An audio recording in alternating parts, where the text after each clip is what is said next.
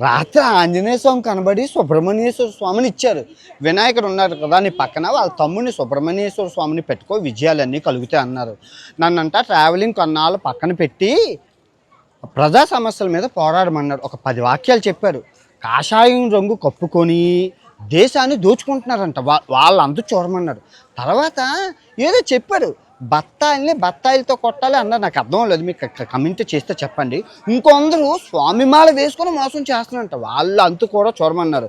ఇంకేంటంటే నేను అడిగాను, ఎంత ఎవరు చేశారు స్వామి అంటే, ఇప్పుడు సీతమ్మని అంటే నేను ఉన్నాను కదా చూసుకోవడానికి, నువ్వు మంచివాడివి, నువ్వేం చేయలేదు, ఈ బెట్టింగ్ యాప్ల వాళ్ళందరినీ ఆపేసావు కదా, వాళ్ళందరికీ డబ్బులు లేవు, ఎప్పుడు దొరుకుతావా అని గోతికార నక్కల్లా కాచుకొని వాళ్ళు నిన్ను ఇరికించారు అని చెప్పారు.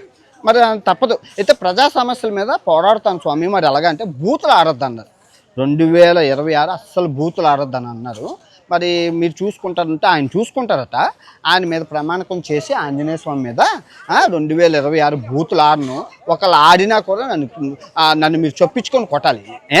2026 మటుకు ప్రజల కోసమే పోరాడమన్నారు, ఆడవాళ్ళ కోసం ముఖ్యంగా పోరాడమన్నారు. స్త్రీకి స్వేచ్ఛ లేదంట భారతదేశంలోని, స్త్రీ స్వేచ్ఛ కోసం పోరాడమని అన్నారు. చాలా విషయాలు చెప్పారు. ఏదో వెళ్తూ ఏదో ఒక మాట అన్నారు, బత్తాయిలతోనే అన్నారు. నాకు అర్థం అవ్వలేదు, బత్తాయిలతో కొట్టడం ఏంటి? కొంచెం చూడండి. కొందరంట దోపిడీ దొంగతనం చేసి జై శ్రీరామ్ అంటున్నారంట. ముందు జై శ్రీరాము, వెనక జై శ్రీరాము. రాముడి పేరు చెప్పి బోల్డ్ మోసం జరుగుతుందంట ఇండియాలోని.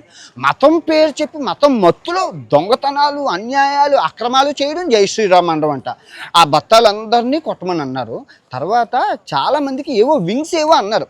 ఆ వింగ్స్ని ఒక్కొక్క వింగు అంటే ఆ రెక్కలు నరకమని అన్నారు. నాకు ఆయన ఏం చెప్పారో అర్థం లేదు.